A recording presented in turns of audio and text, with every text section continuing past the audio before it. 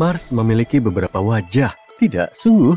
Pada tahun 1976, ketika Viking 1 orbiter mengamati planet merah ini, ia melihat sesuatu yang menarik. Sebuah struktur besar yang tampak seperti wajah manusia. Struktur itu berada di wilayah yang disebut Cydonia. Tempat itu segera menjadi sangat populer. Tak lama kemudian, kita juga menemukan apa yang disebut wajah bermahkota di Libya Montes. Mars secara umum memiliki banyak struktur aneh di sana. Pada tahun 2022, kita melihat sebuah struktur seperti pintu di sana. Kendaraan penjelajah Curiosity milik NASA mengambil beberapa foto gundukan batu yang disebut tebing timur di Gunung Sharp. Gundukan ini memiliki retakan alami di dalamnya, dan salah satunya seukuran pintu anjing, seperti sesuatu dari makam Mesir kuno. Banyak orang membesar-besarkan cerita itu. Gambar tersebut dibagikan secara luas di media sosial, membuat retakan tersebut terlihat lebih besar dari yang sebenarnya. Beberapa orang berpikir bahwa hal itu mengisyaratkan adanya kehidupan di luar bumi. Tapi setelah melihat lebih dekat, NASA menemukan bahwa itu hanyalah retakan sempit di medan berbatu.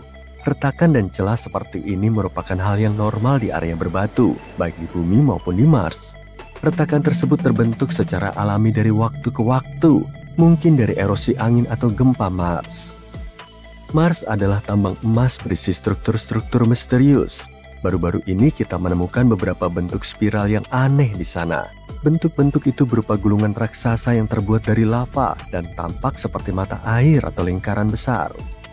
Selama bertahun-tahun, kita tidak yakin apakah lembah-lembah di Mars terbentuk dari lava atau es. Gulungan lava ini menjelaskan misteri tersebut.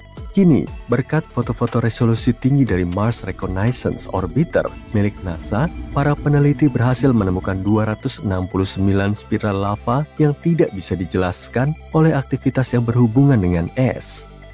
Yang menarik adalah kumparan lava ini seperti yang kita lihat di bumi, seperti yang dibentuk oleh aliran lava Hawaii. Spiral ini terawat dengan sangat baik sehingga mudah terlewatkan sebelumnya. Lebarnya berkisar antara 16 hingga hampir 30,5 meter dan sangat halus, menyatu dengan lanskap Mars yang berdebu. Kumparan-kumparan ini bisa mengajari kita banyak hal tentang komposisi Mars, terutama kerak dan mantelnya. Kita masih belum tahu banyak tentang hal itu. Tapi Mars bukan satu-satunya planet yang memiliki struktur aneh. Sebagai contoh, Saturnus, planet raksasa gas di tata surya kita, memiliki fitur menarik di kutub utaranya, sebuah segi 6 besar. Ini adalah pola awan berbentuk segi 6, panjangnya sekitar 14.484 km, membuatnya lebih besar dari diameter bumi. Awan ini diperkirakan merupakan aliran jet yang terbuat dari gas yang bergerak cepat, sekitar 322 km per jam. Segi 6 ini pertama kali ditemukan oleh misi Voyager pada tahun 80-an dan kemudian dilihat dari dekat oleh misi Cassini pada tahun 2006. Misi Cassini melihat adanya perubahan warna dari biru menjadi keemasan seiring berjalannya waktu. Ada beberapa teori yang berbeda tentang mengapa Saturnus memiliki hal ini. Salah satu teori mengatakan bahwa bentuknya terbentuk karena angin bergerak dengan kecepatan yang berbeda di dekat kutub Saturnus. Bentuk serupa juga pernah ditemukan dalam eksperimen di laboratorium ketika cairan diputar dengan kecepatan yang berbeda.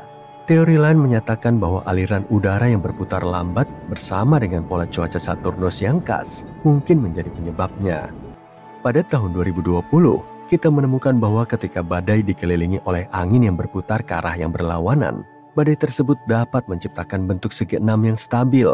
Sejauh ini, inilah penjelasan yang paling mungkin. Saturnus juga beruntung dengan bulan-bulan yang aneh. Salah satunya bernama Lapetus. Bulan ini memiliki ciri khas yang aneh, punggung besar yang melingkari bagian tengahnya seperti sabuk raksasa. Hal ini pada dasarnya membuatnya tampak seperti kenari raksasa. Di mana nutcrackerku? Punggung ini sangat tinggi menurut standar kita, sekitar 13 hingga 19 km dan membentang selebar 200 km. Punggungan ini menutupi lebih dari 3/4 permukaan bulan dan dianggap sebagai pegunungan terbesar ketiga di seluruh tata surya. Kita tidak tahu bagaimana punggungan yang sangat besar ini terbentuk. Punggungan ini tidak seperti punggungan yang ada di planet lain atau bulan lain. Ada satu teori, punggungan itu mungkin merupakan sisa-sisa bulan mati. Miliaran tahun yang lalu, tabrakan kolosal menghancurkan bongkahan-bongkahan materi di Lapetus. Potongan-potongan ini mengitari bulan membentuk bulan mini atau subsatelit. Seiring waktu, Tarikan gravitasi Lapetus mencabik-cabik bulan mini ini dan menciptakan cincin puing-puing di sekelilingnya. Ketika puing-puing dari cincin-cincin ini jatuh kembali ke Lapetus, puing-puing tersebut membentuk punggungan besar yang kita lihat sekarang. Para astronom menduga proses ini terjadi dengan cepat, mungkin dalam waktu berabad-abad. Gravitasi Saturnus tidak ikut campur karena untungnya jarak Lapetus dengan Saturnus cukup jauh. Jika Lapetus berada lebih dekat dengan Saturnus, bulannya mungkin akan tertarik. Tapi kita perlu melakukan lebih banyak simulasi untuk melihat apakah teori ini benar. Titan, salah satu bulan Saturnus lainnya, juga memiliki keanehan yang terjadi di lautan metana. Para ilmuwan telah menemukan titik-titik terang aneh yang disebut pulau-pulau ajaib yang tampaknya muncul dan menghilang seiring waktu. Kita tidak tahu apa itu. Atmosfer Titan dipenuhi dengan molekul-molekul organik kompleks yang menggumpal dan jatuh ke permukaan seperti salju. Pulau-pulau ajaib ini mungkin berupa gumpalan salju yang menyerap metana dan tenggelam dengan sangat lambat. Tapi ada masalah. Di dalam air, molekul-molekul saling menempel. Itulah sebabnya benda-benda bisa mengapung di atasnya. Tapi metana berbeda. Metana suka menarik molekul lain, sehingga membuat benda padat apapun langsung tenggelam. Namun, pulau ajaib ini tidak tenggelam. Ada teori yang mengatakan bahwa pulau-pulau ini mungkin seperti spons yang terbuat dari es dengan banyak lubang. Ketika potongan-potongan es yang berlubang ini terlepas dari tepi danau, mereka bisa mengapung di lautan Titan untuk sementara waktu sebelum akhirnya tenggelam. Ada juga gagasan lain, seperti gelembung gas nitrogen atau gelombang yang disebabkan oleh angin. Kita perlu penelitian lebih lanjut agar mengetahui dengan pasti. Bulan memang aneh, lihat saja bulan kita. Pada tahun 1971, kita menemukan sebuah petak dengan tanah yang hilang di bulan kita. Dan tampak seperti danau biru. Mereka menamai tempat misterius ini Ina. Kita pertama kali melihatnya selama misi Apollo 15 pada tahun 1971. Kemudian misi Apollo 17 mengambil gambar yang lebih jelas. Bintik yang berbentuk seperti huruf D kebiruan ini merupakan salah satu hal teraneh di bulan. Warna tersebut berasal dari batuan khusus yang kaya akan titanium yang disebut basalt. Batuan ini menutupi lantai Ina dan membuatnya terlihat biru. Ada juga area kebiruan di dekat tepi gundukan di dalam Ina. Ina sangat unik dan mungkin memiliki sejarah yang panjang. Ina mungkin memiliki aktivitas vulkanik dengan gundukan-gundukan yang berusia sekitar 3,5 miliar tahun. Itu mirip dengan usia permukaan perisai vulkanik yang mengelilingi Ina. Bulan kita juga memiliki wajahnya sendiri, seperti wajah di Mars. Ada area di dekat kutub selatan bulan yang tampak seperti wajah. Tapi itu hanyalah sekumpulan kawah dan bayangan yang membentuk gambar menyerupai wajah ketika dilihat dari jauh. Kawah-kawah ini telah ada di sana selama miliaran tahun dan menutupi sekitar 16% permukaan bulan. Beberapa kawah ini bahkan memiliki air dan es di dalamnya. Kamu mungkin bertanya-tanya mengapa ada begitu banyak wajah di tata surya kita. Itu karena otak kita sudah terprogram untuk mengenali wajah, bahkan di tempat yang tidak ada wajahnya. Ini adalah fenomena yang disebut pareidolia. Otak kita mencoba memahami bentuk. Jadi ketika kita melihat sesuatu yang mirip manusia, otak kita mengubahnya menjadi manusia karena bentuknya familiar. Seperti ketika kamu melihat sosok bayangan di kursi dengan pakaian. Bahkan di Merkurius, beberapa orang melihat bentuk seperti Mickey Mouse. Jadi jangan khawatir. Ini bukan kehidupan di luar bumi. Itu otak kita yang mempermainkan kita, membuat kita melihat bentuk-bentuk yang kita kenal, seperti wajah, bahkan di tempat yang sebenarnya tidak ada. Bayangkan ada sebuah planet liar, pengembara kosmik yang tidak ingin dibawa pulang oleh siapapun. Pada dasarnya, planet liar adalah planet yang terlontar dari sistem bintangnya dan kini mengambang tanpa tujuan di angkasa seperti penyendiri. Planet-planet ini bukan hanya teori, para ilmuwan telah mendeteksi beberapa di galaksi kita. Bahkan diperkirakan ada banyak pengembara kosmik yang mengambang di sekitar Bima Sakti. Dan planet-planet itu bukan hanya planet-planet kecil berbatu seperti Bumi, sebagian di antaranya merupakan planet gas raksasa yang sangat besar, berkali-kali lipat lebih besar dari Jupiter. Raksasa-raksasa ini berpotensi memiliki bulan dan bahkan sistem mini yang mengorbit di sekelilingnya. Contohnya aja salah satu planet liar yang paling terkenal yang kita ketahui memiliki nama yang rumit. Nih, baca aja sendiri. Planet ini berada sekitar 80 tahun cahaya dari bumi dan ditemukan pada tahun 2013. Planet liar ini diperkirakan bermassa 6 kali massa Jupiter dan diyakini berusia sekitar 12 juta tahun. Dan ya, cuma karena planet-planet penyendiri ini nggak punya bintang, bukan berarti planet-planet ini sangat dingin. Planet liar masih bisa menghasilkan panas dan cahaya dari proses internalnya sendiri. Beberapa di antaranya bahkan punya medan magnet dan aurora sama seperti bumi. Dengan kata lain, planet-planet yang tidak layak huni berpotensi untuk dihuni asalkan punya kondisi yang tepat. Jadi, seperti apa sih kehidupan di planet seperti itu? Apa mungkin kita bisa hidup di dunia seperti itu? Hidup di planet liar bisa jadi merupakan kehidupan yang sepi. Planet-planet ini tidak punya matahari yang hangat untuk bisa berjemur, tidak ada suasana yang nyaman untuk berpelukan, dan tidak ada tetangga kosmik yang bisa diajak barbeque. Karena itu kita harus kreatif, kita mulai dengan masalah yang paling jelas, kita akan kesulitan kalau tanpa cahaya dan panas. Jadi, gimana cara mengatasinya? Kita mungkin harus mempersiapkan beberapa pemanas ruangan yang bagus dan mengenakan pakaian luar angkasa yang modis dan super hangat. Atau kita bisa menemukan cara baru untuk menghasilkan listrik tanpa bergantung pada tenaga surya.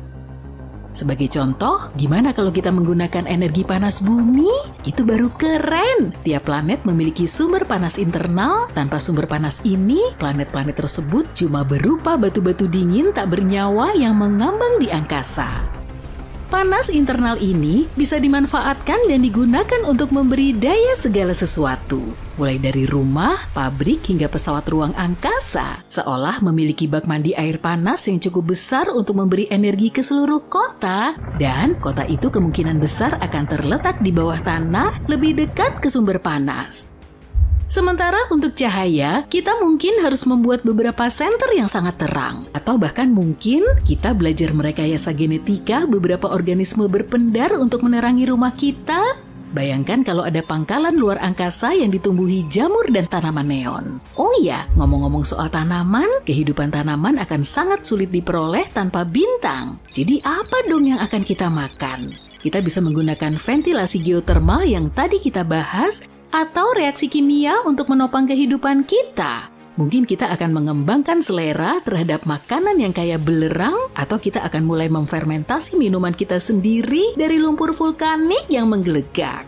Yummy! Tapi selain makanan, kita punya masalah yang lebih penting nih. Hidup di planet liar akan sangat mengerikan. Beneran, kita bakal nggak punya udara. Soalnya nggak semua planet liar punya atmosfer yang baik dan stabil. Itu semua tergantung pada ukuran, komposisi, dan hal-hal lainnya. Tapi kalaupun rumah baru kita punya atmosfernya mungkin sangat tipis dan tidak stabil, nggak akan ada langit biru yang indah atau matahari terbenam yang dramatis untuk bisa dipandangi. Sebaliknya kita akan menatap ke ruang angkasa yang tak terbatas, di mana bintang-bintang akan tampak lebih terang dari sebelumnya. Dan gak usah bahas soal pola cuaca deh. Tanpa atmosfer yang menciptakannya, kita tidak akan punya hujan, salju, dan badai petir. Itu baru beberapa masalah kecil ya. Yang lebih buruk lagi, suhu di planet ini akan sangat berfluktuasi dari panas yang tak tertahankan bisa ke dingin yang tak tertahankan. Rasanya seperti tinggal di dalam oven yang selalu dinyalakan dan dimatikan. Dan terakhir, kita akan terpapar puing-puing luar angkasa dan radiasi kosmik. Jadi kalau nggak mau kulitmu gosong, kamu mungkin harus siap-siap beli sunblock dengan SPF yang tinggi. Jadi, gimana kita mengatasinya? Pertama, kita harus menemukan cara untuk menghasilkan oksigen sendiri dan mungkin menciptakan sesuatu seperti biosfer luar angkasa. Sebagai contoh, kita bisa menanam beberapa tanaman yang bisa menghasilkan oksigen, atau kita bisa belajar menyaring udara seperti alat penyaring udara berteknologi tinggi. Terakhir, ada masalah yang paling penting nih, menemukan air. Disinilah lautan bawah laut bisa membantu kita. Kita benar-benar menyelami berbagai kemungkinan ya. Tapi beneran, ilmuwan menduga kalau sebagian dari planet-planet ini memang punya lautan di bawah air. Rasanya seperti tinggal di dalam balon air raksasa yang terkubur di bawah tanah, dan tanah di bawah kakimu terbuat dari es dan batu. Dengan kata lain, kita bisa memanfaatkan lautan bawah tanah ini. Lautan bawah tanah dapat menyediakan sumber air untuk minum, pertanian, dan manufaktur. Mungkin juga dengan sumber daya dan material lain yang belum pernah kita lihat sebelumnya. Ngomong-ngomong, siapa tahu ada makhluk aneh yang mungkin bersembunyi di lautan bawah tanah itu. Tapi jangan khawatir, meski kita tidak punya oasis bawah tanah, masih ada pilihan lain. Kita bisa mendapatkan air dari komet, penambangan es, dan bahkan dari atmosfer yang kita ciptakan. Terakhir, kita perlu mencari dan menambang sumber daya untuk membangun rumah serta membangun hal-hal lain. Planet liar mungkin nggak punya sumber daya yang sama dengan planet yang mengitari bintang. Ini seperti lagi nyari harta karun di gurun pasir, gak ada yang pasti. Kita mungkin harus mengandalkan sumber daya dari asteroid terdekat dan hal-hal semacam itu. Dan kalau kita ingin mengambil sumber daya dari planet itu sendiri, kita mungkin harus mengebor berkilo-kilometer es dan batu. Tapi kalau kamu siap menghadapi tantangan ini, selalu ada peluang untuk menjadi kaya raya di planet liar. Dan siapa tahu mungkin kamu bakal nemu sumber daya baru yang bahkan lebih berharga daripada emas atau berlian.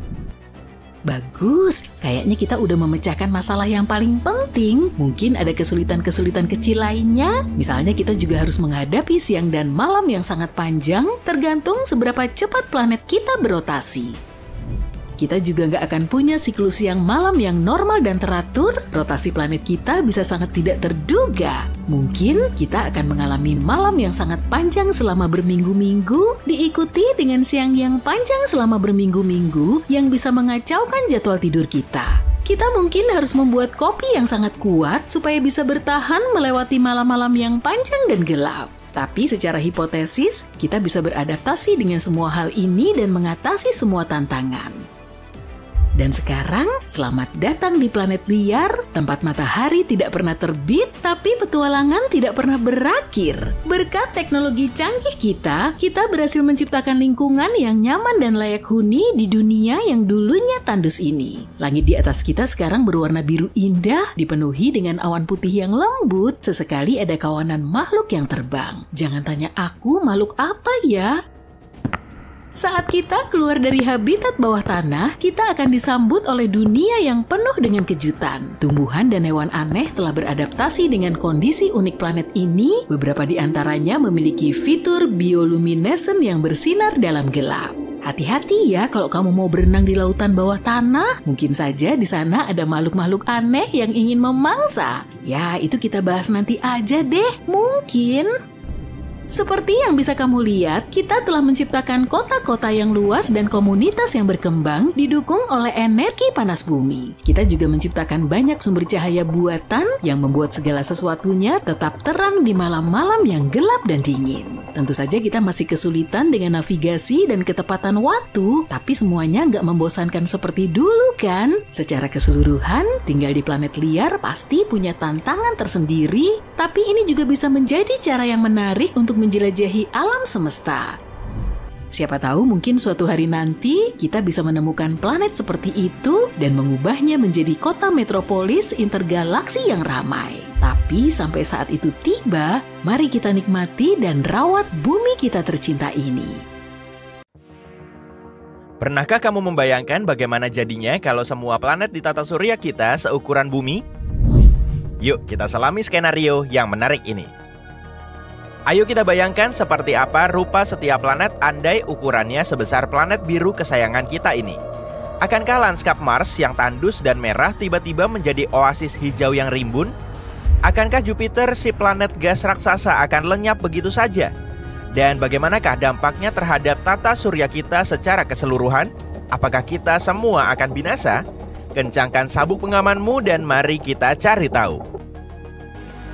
Planet pertama dalam daftar kita adalah Merkurius, planet terkecil di tata surya kita.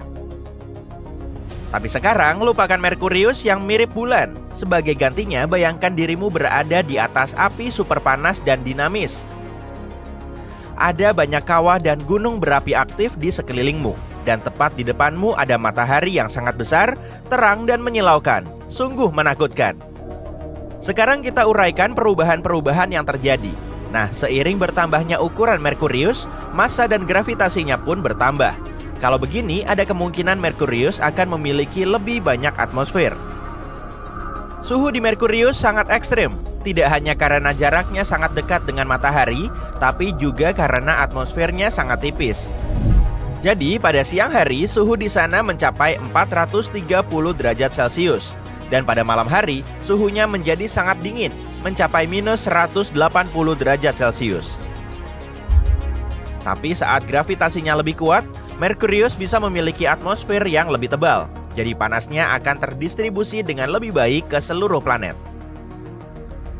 Dan atmosfer bukan satu-satunya yang membuatnya lebih panas. Kalau Merkurius membesar, maka planet ini mungkin akan mengalami peningkatan panas internal akibat tekanan gravitasi. Dan secara hipotesis, aktivitas tektoniknya bisa meningkat. Dengan kata lain, pemandangannya lebih menarik dengan lebih banyak gunung dan gunung berapi yang sangat aktif. Selamat, kamu telah mengubah Merkurius menjadi seperti Venus. Semua perubahan ini tentu saja nggak menyenangkan bagi kita. Sekarang akan lebih sulit untuk mengirim wahana antariksa ke sana. Jadi, lebih baik Merkurius tetap seperti sekarang saja, kecil, tenang, dan membosankan. Itu berbanding terbalik dengan planet berikutnya, Venus. Lalu apa yang akan terjadi pada Venus jika ia seukuran bumi? Jawabnya, nggak ada. Sama sekali nggak ada yang berubah. Itu karena ukuran Venus sudah hampir sama dengan bumi. Venus bahkan disebut kembaran bumi, tapi itu hanya sebatas sebutan saja. Kenyataannya, keduanya sangat berbeda. Venus juga dikenal sebagai bintang kejora karena sangat terang dan terlihat di langit. Tapi jangan biarkan keindahannya menipumu. Planet ini adalah salah satu tempat paling tidak ramah di tata surya kita. Permukaannya lebih panas dari pizza yang baru matang, sekitar 480 derajat Celcius. Dan diselimuti awan asam sulfat tebal yang bisa melarutkan manusia yang coba-coba mengunjunginya.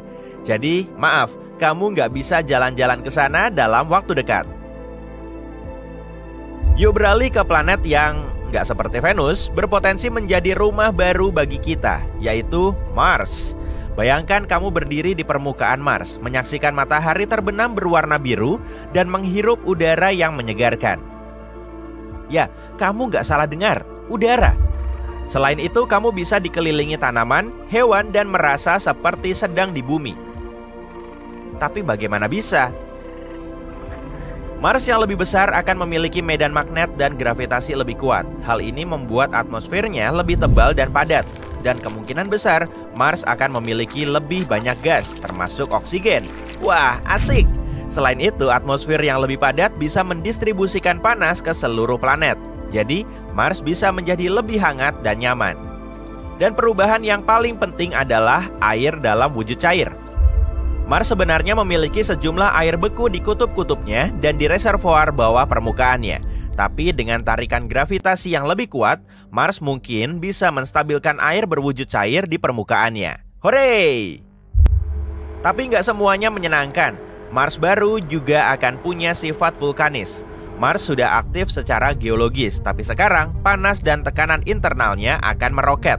Itu artinya letusan gunung berapi akan lebih sering terjadi dan lebih dahsyat. Bayangkan betapa serunya menyaksikan letusan seperti itu di planet lain.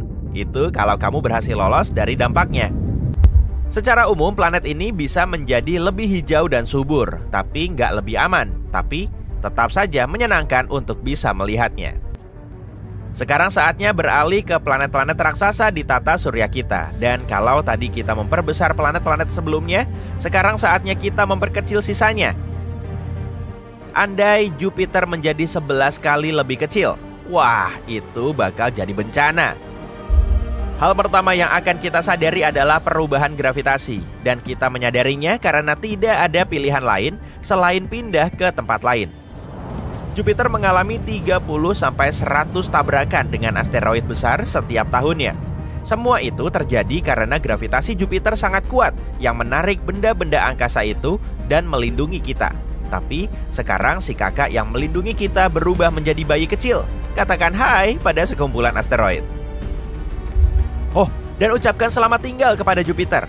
Planet ini dikenal akan atmosfernya yang tebal dan berputar-putar. Tapi dengan tarikan gravitasi yang lebih lemah, Jupiter mungkin akan kesulitan untuk tetap di posisinya. Jadi, Seiring waktu, Jupiter perlahan lepas ke ruang angkasa, meninggalkan atmosfer tipis yang sebagian besar terdiri dari nitrogen dan oksigen. Kita juga harus mengucapkan selamat tinggal pada penampakan ikonik planet raksasa lainnya, yaitu Saturnus. Perbedaan yang paling mencolok adalah hilangnya cincin yang terkenal itu. Tersusun dari partikel-partikel kecil es dan batuan, cincin-cincin Saturnus merupakan ciri khasnya. Tapi dengan gravitasi sama dengan bumi, partikel penyusun cincin-cincinnya akan jatuh ke planet ini atau berhamburan di luar angkasa. Sayang sekali. Saturnus juga merupakan planet gas raksasa sama seperti Jupiter. Atmosfernya sebagian besar terdiri dari hidrogen dan helium. Tapi, jika ukurannya sebesar bumi, gas-gas itu akan terkompresi karena gravitasi yang meningkat. Hal ini akan membuat Saturnus menjadi lebih padat. Artinya, ukuran dan bentuk Saturnus secara keseluruhan akan berubah. Menurut teori, jika Saturnus dipadatkan terlalu keras, maka ia bisa menjadi katai coklat. Katai coklat adalah jenis bintang gagal yang kekurangan massa untuk menampung fusi nuklir, tapi memancarkan panas dan cahaya. Jadi, Saturnus bisa saja bukan lagi sebuah planet. Cuaca di sana mungkin juga akan berubah. Semua badai ganasnya seperti badai heksagonal yang terkenal di kutub utaranya akan menjadi lebih lemah dan lebih tenang. Raksasa berikutnya adalah Uranus. Mari kita coba mengecilkan si malang ini. Pertama, gravitasi permukaan Uranus akan jauh lebih lemah daripada sekarang. Atmosfernya juga mungkin akan berubah. Jadi Uranus berukuran lebih kecil, atmosfernya akan lebih tipis dan gas-gas yang dikandungnya berbeda. Planet ini cukup dingin dengan suhu rata-rata minus 214 derajat Celcius. Tapi jika ukurannya sebesar bumi, planet ini mungkin akan sedikit lebih hangat karena rasio volume dan luas permukaannya lebih kecil. Tapi jangan terlalu senang dulu. Planet ini akan tetap jauh lebih dingin daripada tempat terdingin di bumi. Seperti yang kalian lihat, planet-planet gas raksasa nggak mudah dalam menghadapi penyusutan, kecuali mungkin salah satunya. Anehnya, Neptunus kecil akan menjadi lebih bersahabat. Sebagai permulaan, Neptunus kecil mungkin akan jadi planet berbatu dengan atmosfer sangat tipis. Artinya, Neptunus bukan lagi planet gas raksasa, melainkan planet yang lebih mudah untuk ditinggali manusia dan makhluk hidup lainnya. Bicara soal pergerakan, karena ukurannya yang lebih kecil, gravitasi di Neptunus baru ini hampir sama dengan gravitasi bumi, sehingga kita akan lebih mudah berjalan dan melompat-lompat, gak akan melayang-layang lagi ke angkasa.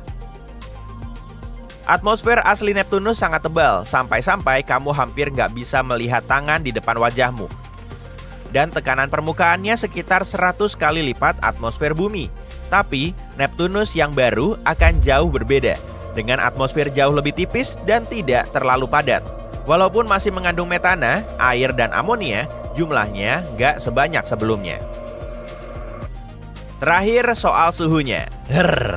Neptunus saat ini sangat dingin dengan suhu rata-rata sekitar minus 223 derajat Celcius. Tapi kalau ukurannya sama dengan bumi, kemungkinan suhunya akan jauh lebih hangat, seperti Uranus.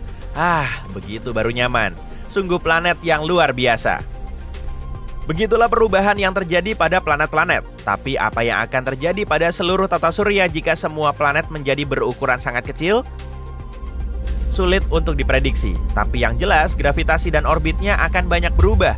Kecil kemungkinan salah satunya akan terlempar ke antariksa, bertabrakan satu sama lain atau semacamnya. Tapi kebanyakan orbitnya mungkin akan menjadi sangat tidak stabil, dan jumlah tabrakan dengan asteroid akan meningkat secara signifikan. Tentu saja semua ini hanyalah spekulasi, kita jelas gak bisa mengujinya. Tapi ini eksperimen pikiran yang cukup menarik dan membuat kita menghargai betapa unik dan istimewanya tata surya kita. Mengkolonisasi planet lain seperti petualangan kosmik yang paling hebat. Ini adalah tantangan yang telah menarik imajinasi manusia selama berabad-abad dan merupakan sesuatu yang selalu kita impikan untuk dilakukan. Salah satu kandidat paling populer untuk peran ini adalah Mars. Dan hal ini nggak mengherankan, Mars adalah planet berbatu yang mirip dengan bumi dalam banyak hal dan bahkan memiliki bukti ada air di permukaannya. Hal ini menjadikannya kandidat utama untuk kolonisasi manusia. Banyak ilmuwan dan insinyur sedang menyusun rencana untuk mengirim manusia ke Mars dan membangun permukiman permanen di sana. Tapi bagaimana dengan kandidat lainnya? Ada banyak planet dan bulan di tata surya kita, jadi kenapa nggak berkoloni di tempat lain? Misalnya, Ceres.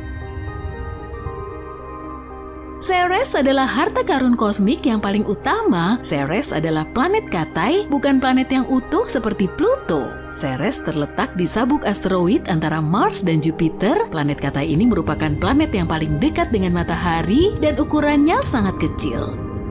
Ukuran keseluruhan planet ini hampir sama dengan ukuran negara bagian Texas.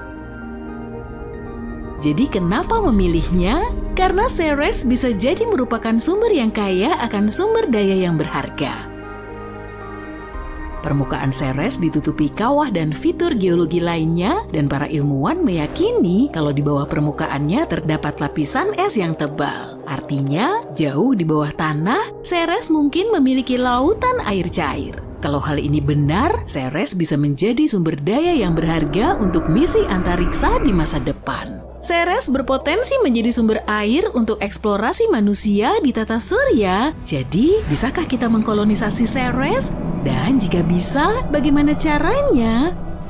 Sebenarnya banyak ilmuwan dan penggemar antariksa yang sudah mengusulkan ide ini. Untuk bisa mengkolonisasi Ceres, kita harus menggunakan metode yang sama dengan yang digunakan untuk membangun koloni di bulan, Merkurius, dan satelit-satelit Jupiter dan Saturnus. Jangan khawatir, itu nggak sulit kok. Kita hanya perlu mencari cara untuk beradaptasi dengan atmosfer yang sangat tipis, suhu yang ekstrim, tekanan, dan hal-hal buruk lainnya. Tapi, yuk tetap berharap pada akhirnya semua bermuara pada sumber daya. Kita membutuhkan air, mineral, silika, dan bahan mentah lainnya. Semua ini akan membantu kita menciptakan koloni yang mandiri. Dan untungnya Ceres memiliki semua itu. Jadi pertama-tama kita bisa membuat tempat tinggal di dalam kawah Ceres. Kita bisa membangun kubah di sana yang akan melindungi kita dari berbagai hal berbahaya seperti radiasi. Kita juga bisa menambang regoliths di sabuk asteroid. Regolith adalah tanah sisa yang muncul akibat pelapukan kosmik pada batuan. Pada dasarnya, regolith mirip dengan lapisan permukaan tanah di bulan. Mengapa kita membutuhkannya? Ya karena kita bisa menggunakannya untuk mencetak lapisan dasar lidi di sebelah es, sehingga pangkalan kita akan berada di dekat air. Lapisan dasar ini kemudian bisa kita gunakan untuk mencetak struktur lain seperti rumah. Kita juga bisa mengumpulkan es dan molekul organik untuk membuat air, dan dengan menggabungkan air dengan regolith, kita akan mendapatkan tanah yang bisa digunakan untuk menanam tanaman dan makanan. Bagus! Ada juga pilihan lain nih, koloni bisa dibuat di bawah tanah, artinya tepat di sebelah kerak es planet ini. Nah, kalau di masa depan kita menjadi ilmuwan super keren, kita bisa mencoba mempercepat rotasi Ceres. Kedengarannya gila, tapi akan sangat bermanfaat. Itu akan membantu kita menciptakan gravitasi buatan di dalam koloni bawah tanah. Dan ngomong-ngomong soal gravitasi, semua hal tersebut mungkin terdengar keren, tapi mari kita bahas kesulitan yang ada di depan kita saat melakukan kolonisasi. Untuk bisa mengkolonisasi Ceres, kita harus mengatasi sejumlah tantangan. Pertama-tama, kita perlu mengembangkan teknologi yang bisa membantu kita mencapai Ceres. Kita butuh pesawat yang bisa terbang jauh ke angkasa luar. Untuk itu, pertama-tama, kita harus menciptakan semacam traksi nuklir termal atau nuklir listrik. Dan mungkin jenis bahan bakar yang lebih canggih. Kemudian kita juga membutuhkan teknologi untuk membantu kita mempertahankan kehidupan di dunia yang kecil dan berbatu ini, yaitu alat untuk mengekstrak dan menggunakan sumber daya lokal. Selain itu, karena nggak ada atmosfer di Ceres, kita harus mengenakan pakaian antariksa dan tinggal di habitat bertekanan. Dan ini baru permulaan loh. Hidup di planet itu sendiri juga bukan tugas yang mudah. Sebagai contoh, bagaimana dengan temperatur yang ekstrim, atau radiasi, atau gravitasi yang sangat lemah? Yang terakhir ini jelas merupakan salah satu masalah terbesar. Gravitasi Ceres hanya 3% dari gravitasi bumi. Kamu tentu nggak ingin secara nggak sengaja terlempar keluar angkasa saat bermain sepak bola kan?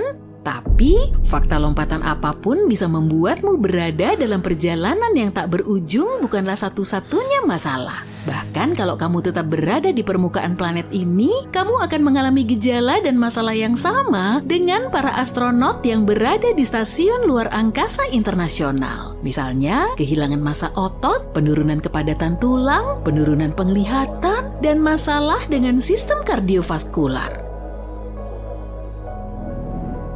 Wow, siapa sangka ya gravitasi begitu penting?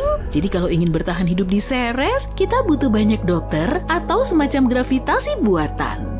Dan jangan tanya bagaimana gravitasi yang rendah akan memperlambat produksi dan pekerjaan. Tentu saja, kita nggak bisa apa-apa tanpa membahas uang. Mengkolonisasi Ceres akan memakan biaya yang besar, terutama dengan mempertimbangkan semua hal yang tadi kusebutkan. Namun terlepas dari semua itu, Ceres tetap menjadi salah satu kandidat terbaik untuk dikolonisasi. Sebagai contoh, Ceres mengandung banyak metana dan amonia, itu bisa digunakan sebagai bahan bakar yang diproduksi atau gas nitrogen. Atau kamu bisa menambangnya di sana untuk mengkolonisasi Mars dan Venus. Gravitasi rendah pun memiliki kelebihan, berkat itu akan sangat mudah untuk meluncurkan wahana antariksa dari Ceres. Bahan bakar yang terbuang akan jauh lebih sedikit, yang artinya transportasi dari Ceres ke planet lain akan jauh lebih murah dan efisien. Jadi meskipun Ceres nggak menjadi tempat tinggal permanen kita, Ceres bisa menjadi pusat transportasi yang baik. Semacam bandara antariksa gitu. Kita bisa menggunakannya sebagai pangkalan untuk menambang berbagai macam benda yang berguna dari sabuk asteroid. Kemudian kita bisa mengangkut semua sumber daya ini kembali ke Mars atau ke Bumi. Ceres juga bisa menjadi stasiun pengisian bahan bakar untuk kapal-kapal yang melakukan perjalanan lebih jauh ke luar tata surya. Kedengarannya keren dan sangat fiksi ilmiah kan? Tapi tampaknya, upaya untuk membuat pangkalan permanen di sabuk asteroid masih harus menunggu. Mengkolonisasi planet lain merupakan tugas yang sulit dan kompleks, butuh kerjasama dan keahlian dari berbagai pihak, serta melibatkan pengembangan teknologi baru dan mengatasi berbagai tantangan. Sebelum kita pergi ke Ceres, kita harus membangun infrastruktur di bulan, Mars, dan di tempat lainnya. Kalau enggak, upaya kolonisasi di sana akan sangat mahal dan kemungkinan besar akan gagal sebelum misi masa depan bisa mencapainya. Tapi semakin banyak koloni yang kita ciptakan, semakin besar kemungkinannya, cepat atau lambat, kita akan membangun koloni lain di Ceres. Hal ini nggak hanya akan membuka sabuk asteroid untuk eksploitasi ekonomi, tapi juga menjadi batu loncatan menuju tata surya bagian luar. Pada gilirannya, hal ini akan mengarah pada kolonisasi bulan-bulan di Jupiter dan planet-planet lainnya. Dengan kata lain, manfaat dari kolonisasi Ceres bisa sangat besar, nggak hanya memungkinkan kita untuk menjelajahi dan memahami dunia yang menakjubkan ini, tapi juga bisa memberi kita sumber daya berharga yang bisa membantu kita untuk menjelajahi dan menetap di tata surya. Kehidupan di Ceres mungkin akan menantang, tapi juga mengasihkan, karena manusia akan membuat rumah baru untuk diri mereka sendiri dan menjelajahi misteri alam semesta. Bayangin semua restoran dan toko bertema planet baru yang bisa kita miliki. Selamat datang di Ceres Mart, di mana semuanya luar biasa. Jadi kalau kamu penggemar perburuan harta karun kosmik, Ceres jelas merupakan destinasi yang kaya dan bermanfaat. Pastikan kamu membawa pemberat di kakimu supaya kamu nggak terbang kemana-mana ya. Hampir nggak ada kemiripan antara Bumi dengan Jupiter. Planet kita berukuran kecil dengan tumbuhan dan panda yang lucu. Jupiter adalah gas raksasa menakutkan dengan badai mengamuk yang tidak pernah berhenti. Dan jika jatuh ke planet ini, mungkin kamu akan bisa terbang menembusnya. Tapi apa yang akan terjadi jika bumi kita sebesar planet ayah dari tata surya ini? Wah, bakal seru nih. Jupiter begitu besar hingga ukurannya pasti nggak kebayang olehmu. Radiusnya sekitar 11 kali radius bumi dan sekitar 316 kali lebih masif. Jadi untuk mengubah bumi menjadi Jupiter lain, radiusnya harus diperbesar 11 kali. Jika kepadatan planet tetap sama, maka massa bumi baru kita akan bertambah banyak, bahkan mencapai 4 kali massa Jupiter. Tentu saja, perubahan ini nggak akan berjalan mulus. Hal pertama yang akan segera kita sadari, bukan ukurannya, tapi gravitasinya. Gravitasi bumi baru akan meningkat 11 kali lipat dibanding bumi lama. Ilmuwan bilang sebenarnya kita bisa bertahan di planet dengan gravitasi lebih besar asalkan kurang dari 5 kali gravitasi yang sekarang. Nah, kita asumsikan kita ini pemberani yang selalu siap menantang alam.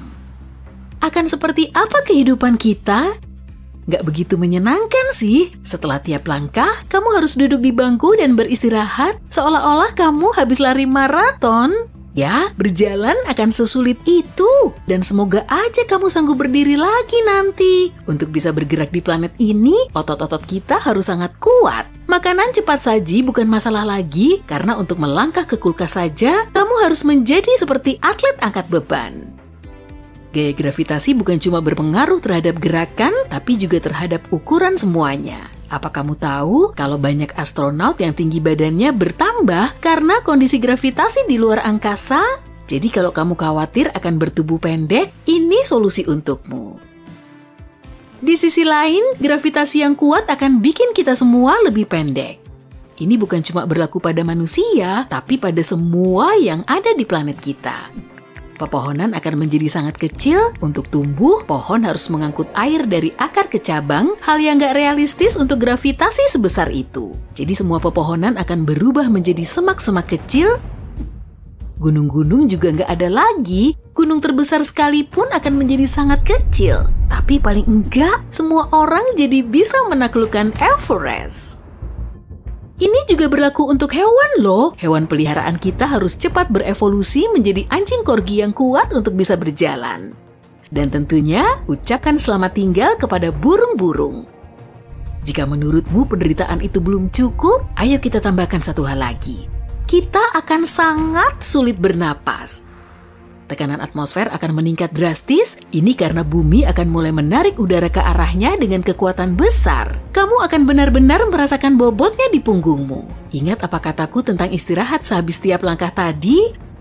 Sekarang bayangin juga, kamu harus bernapas menembus bantal. Iya, dan bukan itu aja, tekanan atmosfer memainkan peran penting dalam perilaku molekul air. Air akan jauh lebih sulit mendidih maupun membeku, kebanyakan gunung es akan meleleh, dan mungkin kita juga nggak punya awan lagi. Semua uap air akan turun menerjang kita dalam derasnya hujan, kita akan beruntung kalau nggak langsung kebanjiran. Tapi yang aneh, akan ada kelebihannya juga loh. Misalnya semua yang di sekitar kita akan jadi jauh lebih lapang. Seandainya kita nggak kebanjiran, bahkan akan ada banyak area sepi di planet kita. Mungkin akhirnya harga tanah akan turun, tapi area yang belum dieksplorasi ini mungkin akan tetap tak tereksplorasi karena kita hampir nggak bisa pergi melintasi laut dan samudra. Bukan saja karena bergerak melintasi air akan sangat sulit, tapi juga karena seluruh perairan di planet ini akan 10 kali lebih luas. Tersesat di lautan biasa aja udah menakutkan, apalagi kalau lautannya 10 kali lebih dalam dan luas.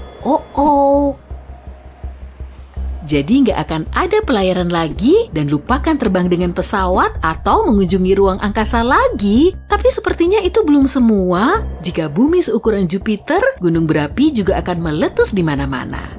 Karena peningkatan massa, bumi akan sangat nggak stabil. Semua gunung berapi yang sudah mati akan menjadi aktif lagi dan di mana-mana akan ada lava serta gas beracun. Di tahun 1883, terjadi erupsi yang paling menghancurkan dalam sejarah manusia, yaitu erupsi Gunung Krakatau. Letusan terjadi di sebuah pulau kecil, tapi manusia di seluruh planet bisa merasakan dampaknya. Erupsi itu menghancurkan pulau tersebut, memicu banyak tsunami dan awan-awan gas beracun menyebar berkilo-kilometer jauhnya. Nah, sekarang bayangin ini, tapi 10 kali lebih parah. Itu yang akan terjadi di bumi yang sebesar Jupiter. Keadaannya mungkin akan mirip dengan jatuhnya Chicxulub, yaitu meteorit yang menyapu dinosaurus dari muka bumi. Lalu gas-gas beracun menyebar di seluruh planet yang menyebabkan salah satu kepunahan masif terbesar dalam sejarah bumi.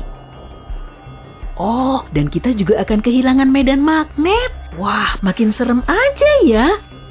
Medan magnet sangat penting bagi kehidupan di bumi. Menurut Rory Barnes dari University of Washington, magnet bumi melindungi kehidupan di planet ini dari bahaya ruang angkasa. Ini mencakup segala jenis radiasi dan angin matahari.